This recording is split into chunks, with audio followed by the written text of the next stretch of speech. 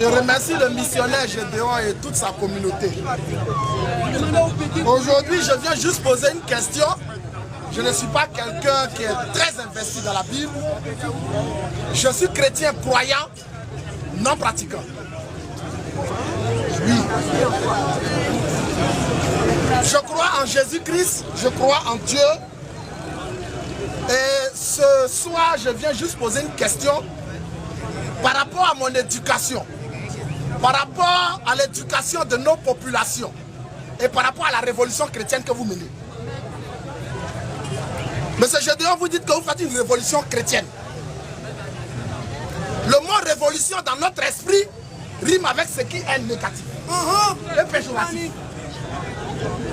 Ça veut dire révolution, ce n'est pas toujours bon. Soutien AG. Donc moi aujourd'hui, je viens devant vous. Parce que moi je suis travailleur social et à Kiglo ici on me connaît. Mon travail c'est de prendre en charge les personnes qui sont en difficulté, qui ont des problèmes liés à d'autres personnes, du fait de d'autres personnes. Et partout dans vos publications, sur YouTube, je vous suis depuis très longtemps. Au bureau même mes collègues m'ont surnommé M. Gédéon. J'aime beaucoup vous écouter. Et vous prêchez partout que la femme, l'homme doit goûter à la femme avant de la marier.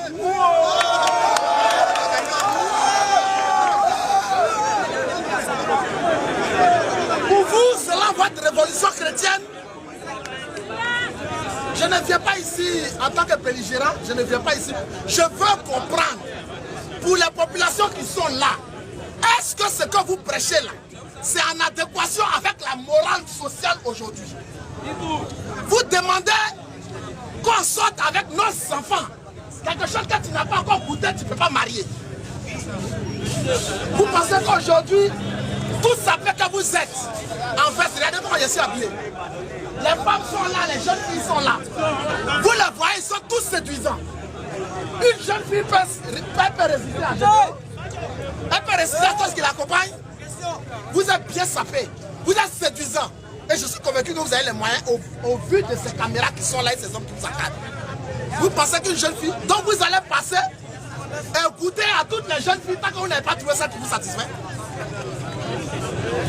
Je pose la question parce que ici à Kiglo, nous sommes confrontés à un phénomène, un fléau je dirais. Le fléau des jeunes filles qui abandonnent l'école du fait des grossesses précoces. Parce que pour 200 francs, elles sont avec des jeunes. Pour 300 francs, elles sont avec des hommes de métier.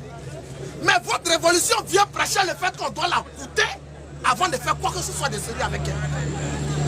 Je le dis, M. Gédéon, vous ne voyez pas que votre révolution chrétienne est carrément à l'opposé de la morale de ce que nous enseignons aujourd'hui à nos enfants? Voilà ma première question.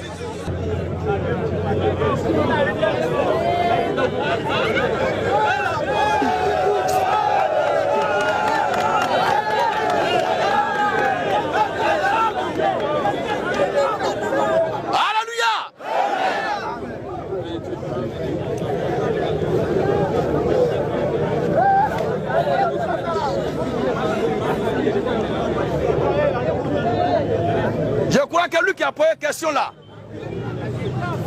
il sait très bien ce qu'il dit. Donc vous ne devez pas agir contrairement à ce que lui est en train de dire. Au contraire, vous devez rester tranquille parce qu'il y a quelqu'un qui est venu pour poser des questions qui vont vous permettre de comprendre. Au lieu de bavarder, alors,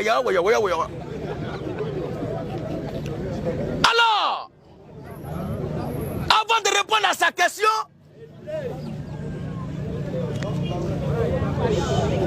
je répète encore aujourd'hui, comme il a toujours dit, que ce ne sera ni moi aujourd'hui, ni moi demain, qui sera la base de votre éducation ou de la réglementation de votre vie dans la société. À l'école, il y a ce qu'on appelle l'éducation civique et morale. Et aussi dans chaque famille, chaque parent qui met son enfant au monde là, est censé lui donner une éducation. Alors s'il y a des filles qui accordent 200 francs seulement se jeter, se vendre, je ne crois pas que c'est moi qui ai dit à ces filles-là. Parce que je n'ai jamais dit, s'il vous plaît. Je n'ai jamais dit à une fille à cause de 200 francs, il faut aller te vendre. Il n'a jamais dit ça. Ceux qui font des enfants dans des conditions bidons, des irresponsables, qui font des affaires qui sont incapables de s'en occuper, s'il y a la dépravation dans la manière, dans la conduite de leurs enfants, c'est dû à la manière insensée, irresponsable de ceux qui les ont mis au monde. Ça n'a rien à voir avec moi. Parce que une fille qui, à cause de 200 francs, ça va se sacrer, ça veut dire que ses parents même là, eux-mêmes là, à cause de 50 francs, ils sont capables de la vendre. Ça n'a rien à voir avec Gédéon. Et d'ailleurs, le problème de grossesse en milieu scolaire, ce n'est pas aujourd'hui. Moi, j'étais à l'école primaire depuis 86, où cette histoire a éclaté, je crois bien à Fakobli, où un instituteur, que je préfère taire le nom, à l'école privée, primaire de EPP Soakbela, où il a accepté une fille, j'étais encore, je n'ai même pas encore entendu parler de Dieu. Donc ramassez tous vos problèmes qui minent vos sociétés pour venir coller ça sur le dos du pauvre Gédéon. Qui ici là? Alléluia! S'il vous plaît. Qui ici là? Qui ici là? Petit, qu'avant que Gédéon ne prêche, puisque c'est tout récemment l'avènement des réseaux sociaux, qu'avant que Gédéon ne prêche, qui peut vous dire ici là qu'il n'y a pas une fille qui n'a pas été enceinte de façon prématurée dans cette fille de Kiglo, qu'il a fallu que Gédéon prêche avant que cette affaire arrive? Alors, pourquoi c'est moi on vient accuser? C'est ce que vous faites que moi j'ai dit. Maintenant, si vous êtes gêné par votre façon de faire, changez. Je ne suis pas un éducateur civique et moral. Maintenant, mon évangile que je prêche, que vous avez très mal compris, je le répète encore devant vous. Amen. Alléluia. Le mot goûter là, je le répète encore, m'a été prêté par le journaliste qui m'a interviewé. Je le répète encore. Mais j'ai été clair et je le répète encore aujourd'hui ce que j'avais dit. Que avant d'aller aux cérémonies du mariage, il faut d'abord le mariage lui-même.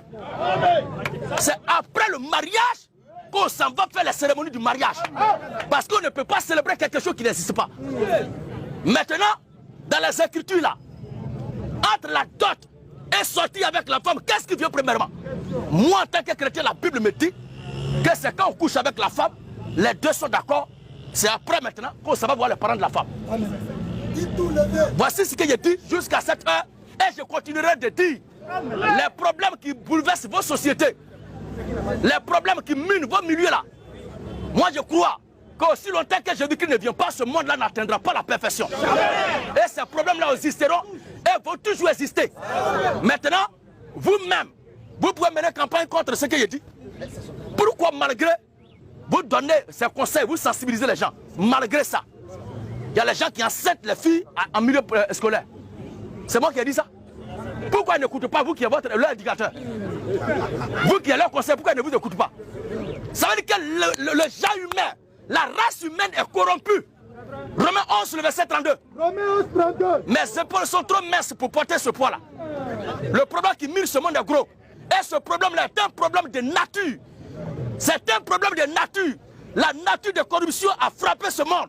Et c'est quand Jésus-Christ viendra que ce monde sera libéré. Amen. Aussi longtemps que Jésus ne vient pas, peu importe ce que vous allez faire à Kiglo ici, il y aura les dégâts. Et les prisons qui existent là, il y aura les gens là-bas. Parce que sans les prisons, d'autres ne vont pas travailler. Pour que Dieu aide ces gens-là à travailler là, il faut des gens qui vont poser des pas, qui vont les conduire dans les prisons. Il faut des bandits, des voyous, des troubles dans la société. C'est quoi les corabinés sont là? S'il n'y a pas ça là, ils n'ont pas de quoi faire. Il faut des gens qui jettent les ordures pour que les ramasseurs des ordures là puissent avoir aussi de quoi manger. Il faut des gens qui travaillent. Alléluia. Il faut des gens. Alléluia. Il faut des gens dans les cours qui salissent, qui font des déchets, qui les ramassent et qui les jettent dans la poubelle. Déchets n'est pas bon. Déchets est vilain, oui. C'est pas joli à voir, oui. Mais il faut ces déchets là pour que les ramasseurs d'ordures là puissent passer pour avoir de quoi chaque fin du mois à manger. On parle de ONU, convention de paix, et il faut campagne de paix. Vous-même, vos supérieurs qui travaillent pour la sensibilité, ou encore pour la sensibilisation plutôt, qui travaillent pour la sensibilisation du monde entier, vous croyez que si ONU là, s'il n'y a pas de conflit, de crise, de guerre, ils vont manger? On connaît en bas ce que vous faites. On connaît très bien OMS. S'il n'y a pas de maladie, il n'y a pas de terreur, il n'y a pas de crise, ONU va manger avec quoi? Ce sont eux qui vendent les armes, ce sont eux qui livrent les armes, ce sont eux qui fournissent les armes. Parce que plus il y a crise, plus leur budget monte. Ça, c'est la réalité de ce monde corrompu. Mon évangile, il est clair. C'est après le mariage que vient la cérémonie du mariage. Amen. Et je dis un pasteur qui dit d'envoyer la femme à la mairie après l'avoir dotée, avant d'aller avec elle sexuellement, c'est un pasteur maudit. Amen. Voilà ce qu'il dit. S'il n'y a pas de crise sociale.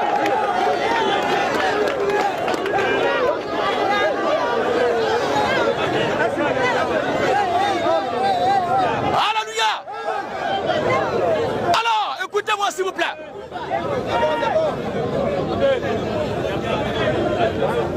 Écoutez-moi s'il vous plaît. Il est vrai qu'il est un employé de crise sociale. Mais s'il n'y a pas de crise sociale, est-ce que lui peut travailler? En réalité, ce sont les gens qui sont hypocrites. Les gens qui disent qu'ils travaillent pour encadrer les gens.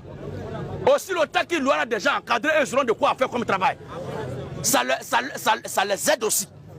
Alors ne prends pas mon évangile parce qu'il ne croit pas que c'est la première fois que Guigou et Sou m'ont entendu parler que la place que tu occupes, la fonction que tu occupes en tant que fonctionnaire de crise sociale là, que cette fonction a existé. Après m'avoir entendu, je ne crois pas. Le premier à initier cette pensée-là, qui vous a conduit à créer cette société ou cette entreprise-là, ce n'est pas moi qui l'ai accusé pour semer les troubles sociaux. Je ne crois pas. Jamais. Alléluia. Amen. Regardez encore. Que Dieu. Dieu a renfermé tous les hommes. C'est pas moi. Le monde, je sais que notre monde là souffre. Je sais qu'il y a la cruauté dans ce monde. Je sais qu'il y a la barbarie dans ce monde. Je sais qu'il y a des choses insupportables qui se déroulent sur cette terre. Oui, c'est vrai. Notre monde est assujetti à un mal avec lequel il fait corps. Mais ce n'est pas Gédéon l'auteur. Voici l'auteur. Car Dieu Dieu a renfermé tous les hommes. Car Dieu a renfermé tous les hommes. Dans la désobéissance. Dans la désobéissance. Pour faire miséricorde à tous. Donc, le fait même d'avoir des gens de mauvaise foi dans la société, toute la terre est renfermée dans la désobéissance, d'empêcher pour faire miséricorde. Parce que Dieu en lui, la capacité de prouver que c'est lui seul qui a le pouvoir de changer le destin de l'humanité. Si Jésus-Christ ne vient pas pour mettre de l'ordre, ce monde-là sera comme ça. Nous, notre travail, c'est de répéter ce qui est écrit et exhorter ceux qui appartiennent à Dieu à revenir à Dieu. Amen. Maintenant, en ce qui concerne les conseils d'éducation civique et morale, il y a les écoles pour ça. Moi, je suis là pour traiter le problème de comment on doit faire pour être sauvé après ce monde. Amen. Alléluia. Alors, avant de lui retourner la parole, j'ai été clair, je répète encore, c'est après le mariage que viennent les cérémonies du mariage. On ne peut jamais célébrer quelque chose qui n'existe pas. C'est quand on a le bac qu'on célèbre les bacheliers. Quand on dit qu'il est en train de célébrer le jour de son anniversaire, c'est que ce jour-là existait déjà, il est né. On ne peut pas célébrer l'anniversaire avant la naissance de quelqu'un. On ne peut pas célébrer une union qui n'existe pas. Il faut d'abord le mariage. Or, le mariage, c'est l'acte sexuel basé sur le consentement de l'amour entre l'homme et la femme. Et non pas entre garçon et garçon, non pas entre femme et femme, non pas entre les humains et les animaux, mais entre l'homme et la femme. Et nous disons, abat les homosexuels. Abat les homosexuels. Un homosexuel est un maudit. En réalité, le mariage, c'est entre l'homme et la femme. C'est entre l'homme et la femme. C'est parce que mon père s'est marié avec ma mère qu'aujourd'hui je suis là. Chacun de nous ici est issu de rapport sexuel entre l'homme et la femme. D'où vient qu'on met genre et puis on dit neutre. C'est-à-dire toi ton genre là, on dit que tu es neutre. Depuis qu'il y a neutralité en matière de genre, soit tu es garçon ou bien tu es femme. Nous sommes dans un monde où on ne peut plus dire aux gens que tu es garçon. On ne peut pas convaincre quelqu'un que tu es garçon ou bien tu es femme. Mais c'est la personne qui doit définir qu'elle est garçon ou bien elle est femme. C'est le diable lui-même. Et c'est tout cela que vous voulez mettre sur moi. Mes épaules sont trop minces. J'ai dit le mariage. Et après vient la cérémonie du mariage. Maintenant, afin de goûter là, je l'ai toujours dit, c'est un journaliste qui m'a prêté ces mots. Et je l'ai toujours dit. Et maintenant, vous qui êtes ici là, si parmi vous, il y a des gens qui sont allés avec les femmes, sans voir d'abord leurs parents, sans les doter, sans les avoir à la mairie, et que vous avez couché avec ces femmes-là, avant d'aller connaître leurs parents, que Dieu vous maudisse.